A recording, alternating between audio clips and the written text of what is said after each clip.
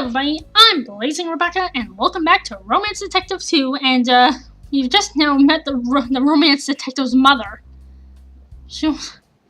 This is quite interesting. Who do you mean when you say we? Here, I'll start from the beginning. It's quite a long story, but I'll do my best to summarize. Oh boy, I should have had a few. Oh!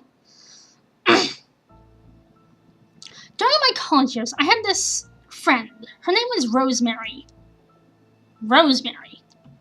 We were young and full of passion, naively thinking we could change the world on our own, through science. Our mission was broad and simple, to improve humanity. Rosemary's family was quite wealthy and had agreed to fund whatever research she was interested in doing. When she asked me to work alongside her, I readily accepted. Our laboratory was prepared right there in Lovebloom, and we went straight to work trying to develop a pharmacological agent that would more or less fill people's hearts with love. We spent years on this idea. The idea that if we could just create something that made people feel only caring and acceptance, we could eradicate violence. Oh, if we could just get this work, we thought there would be no more room for hatred or war. Terrorism, oh god. We certainly don't need that. We don't need any of these things, really. Because all we would feel is love. But the more we tested these medicines we were developing, the uneasier I felt. Oh! Is this really the right way to achieve world peace? Would we really not become slaves to this drug? Nations of brainwashed citizens, getting along through no will of our own? Can that truly be called peace? Oh, she was having second thoughts about it.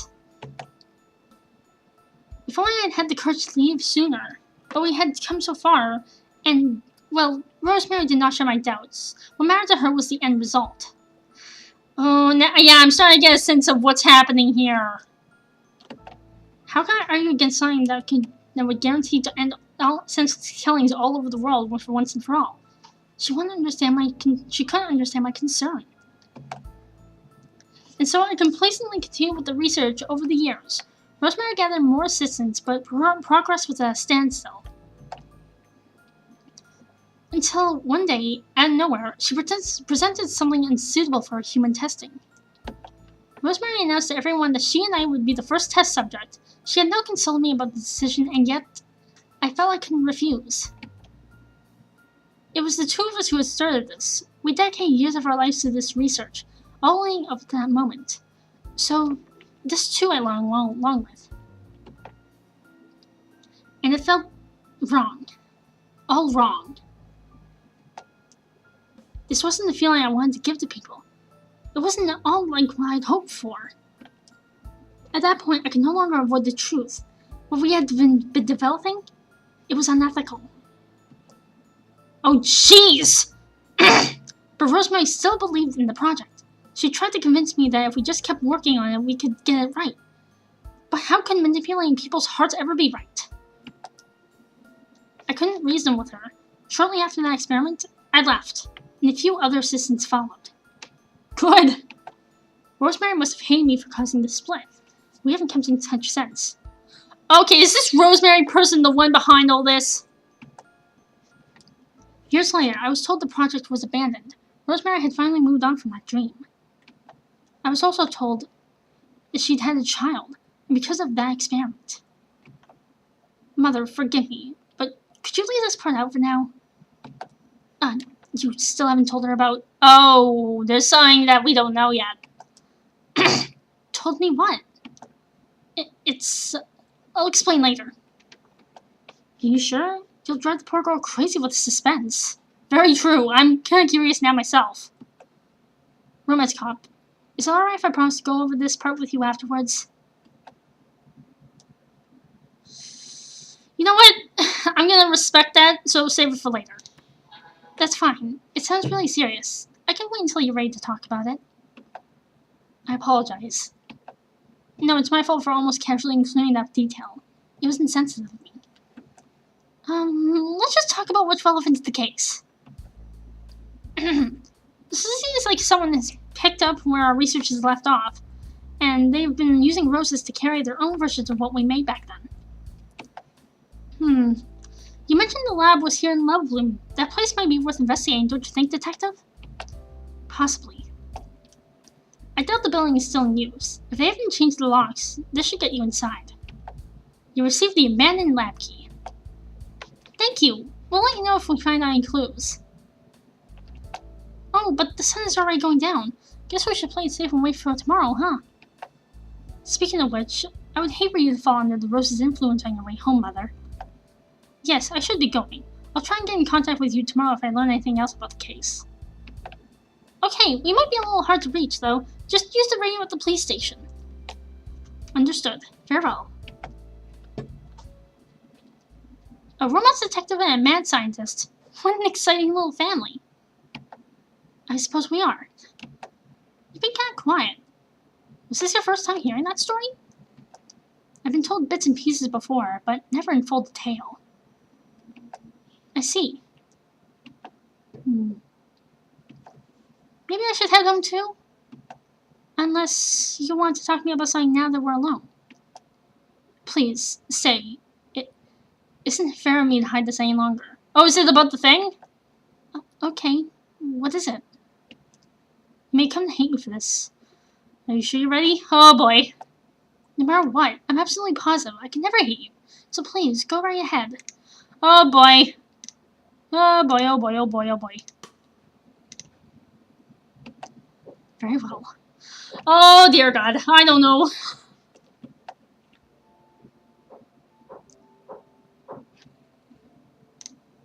Okay, hold on. Oh. This is my secret. Detective, your eyes!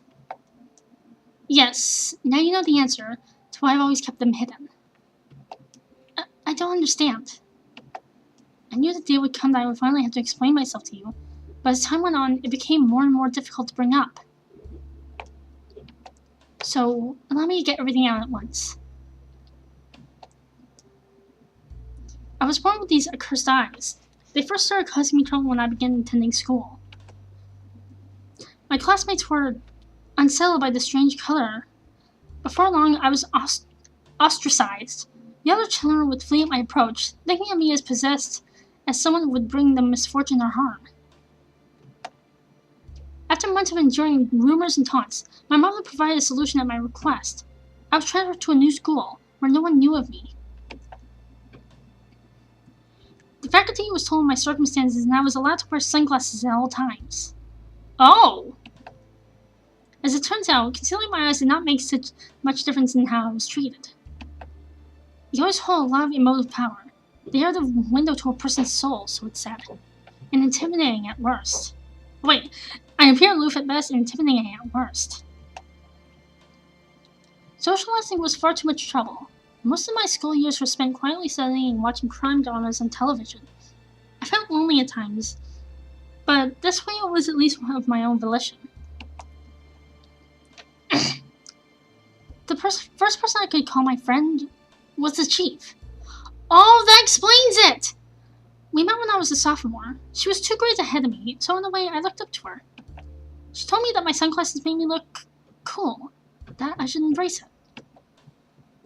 This persona I carry, even now, was only an attempt to live up to her expectations of me. I continued to keep my eyes a secret, perhaps out of fear. I did not wish to face the same kind of judgment I had experienced as a child. Romance Carp, you are the first person in a very long time to see me like this. I don't know why I didn't even see the cursed. I really like those eyes.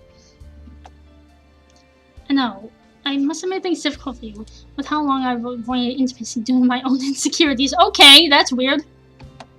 And of course, since the incident with the roses, it seemed all the more impossible to explain. What if you thought I had been in a trance all along? Oh!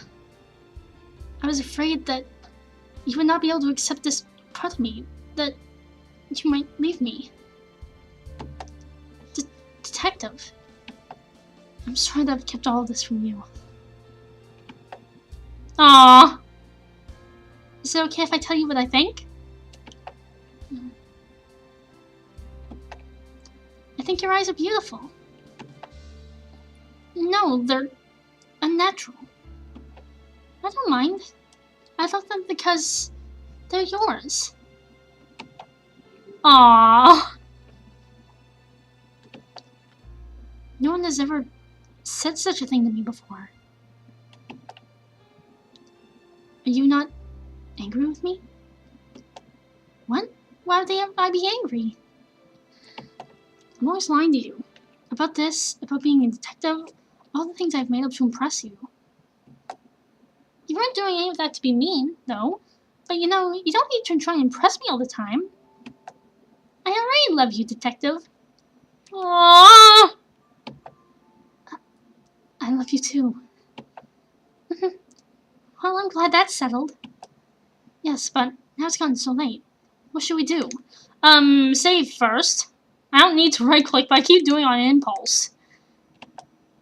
You're right. Should I hurry up and get home?